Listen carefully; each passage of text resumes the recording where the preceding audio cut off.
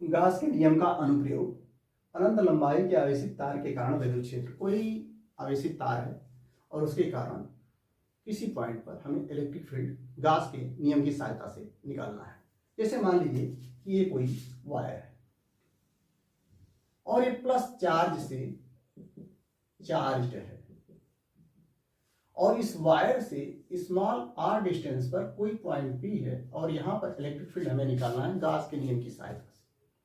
Gauss का ये नियम कहता है कि अगर कोई बंद पृष्ठ है, उसके भीतर कोई आवेश है, तो उस बंद पृष्ठ से निकलने वाला कुल इलेक्ट्रिक फ्लक्स उस बंद पृष्ठ से घिरे जो आयतन है उसमें उपस्थित कुल आवेश का, नेट आवेश का 1/ε0 गुना होता है।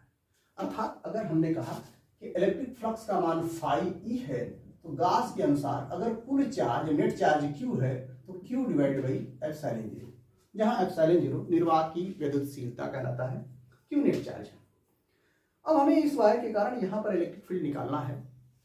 हम जानते हैं गाउस का नियम तभी लगेगा जब जो चार्ज हमको दिया है उसको हम किसी पृष्ठ के भीतर बंद कर दें।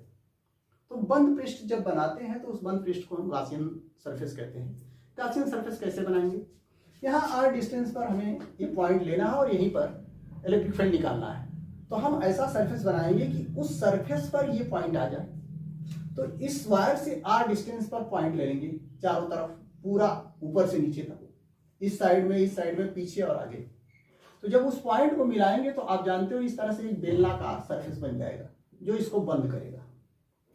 तो ये आपका एक तरह से बेलन बन जाएगा जो इस वायर को क्या कर लेगा, कवर कर लेगा, बेलन की तरह इस तरह से। और इसके अंदर वायर प्लस Q चार्ज से मान लीजिए कि चार्ज है और इसकी लेंथ L है।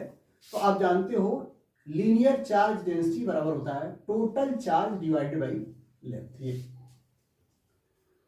अब ये जो फ्लक्स हो गया फाई बराबर Q/ε0 हो गया अगर ये वैक्यूम है तो, या एयर है तो।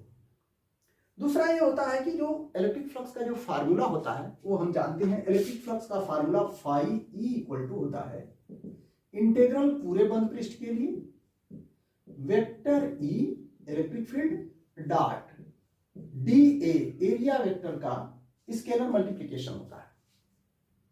तो इसको अगर आप स्केलर मल्टीप्लिकेशन वाला फार्मूला लिखें तो पूरे वेक्टर, पूरे एरिया के लिए integral E D A cos theta के बराबर हो जाएगा, जहां थीटा ई और वेक्टर डी ए के बीच कोण है, इलेक्ट्रिक फील्ड और एरिया वेक्टर की।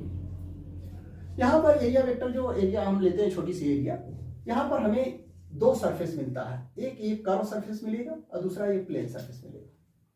यहां पर थीटा ई और डी ए के बीच कोण है। तो हम करते क्या है, हम इस सरफेस पर एक छोटे से एरिया की कल्पना करते हैं डी ए।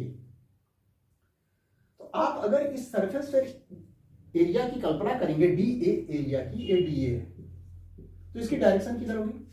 डी ए की डायरेक्शन हमेशा सरफेस पर बाहर की ओर खींचा गया लंब होता है। तो इस पर बाहर की तरफ इधर लंब खींचेंगे तो ये डी ए की डायरेक्शन हो जाएगी और कर्व सरफेस के लिए ये त्रिज्या के अनुदिश होगा। अगर यहां पर इलेक्ट्रिक फील्ड की डायरेक्शन आप निकालें तो इलेक्ट्रिक फील्ड की डायरेक्शन प्लस के कारण हमेशा किसी पॉइंट पर प्लस से दूर होगी, तो इलेक्ट्रिक फील्ड की डायरेक्शन भी इसी डायरेक्शन में हो जाएगी इस डी ए सरफेस के लिए। अगर यहां पर हमने कोई डी ए सरफेस लिया तो इस पर डी ए की डायरेक्शन इसके परपेंडिकुलर होगा, प्लेन है तो बाहर की तरफ, तो ये डी ए की डायरेक्शन हो गया। लेकिन यहां पर एरिया वेक्टर इलेक्ट्रिक फील्ड की डायरेक्शन इधर होगी, तो इस प्लेन सरफेस के लिए ई और डी ए के बीच 90 डिग्री हो जाएगा।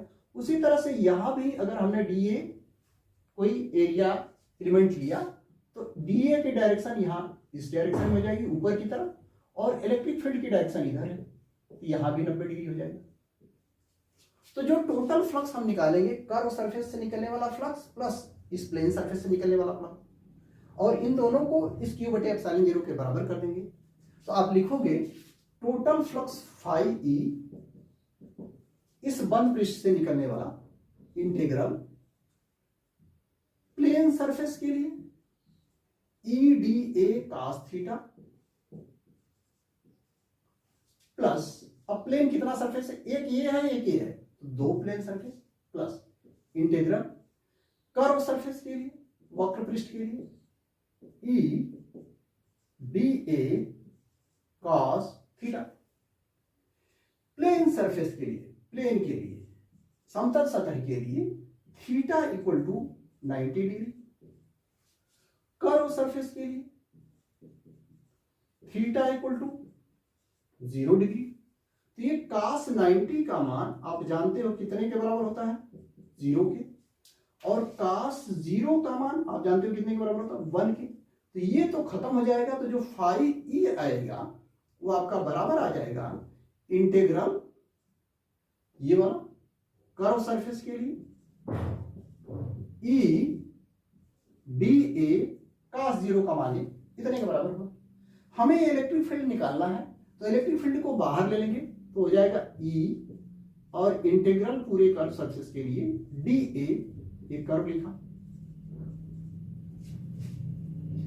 यही अगर हमने कहा कि गॉस के अनुसार ये होता है और फार्मूले के अनुसार ये हुआ, ये इसके बराबर होगा, तो आप लिखोगे समीकरण 1 व समीकरण 2 से integral E integral D A पूरे कर्व सरफेस के लिए equal to Q divide by epsilon 0, यहां कर्व लिखेंगे। पूरे कर्व सरफेस के लिए इस डीए एरिया का मान, अगर इसकी रेडियस आर है और इसकी लेंथ यल है, तो 2 पाई आर यल के बराबर होगा।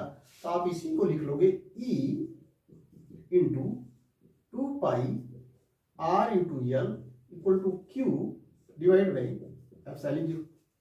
ई की वैल्यू आपका हो जाएगा E equal to Q divide by 2 pi R L, इधर आ जाएगा तो 2 पाई आर और यल और इंटू एप्सिलॉन 0।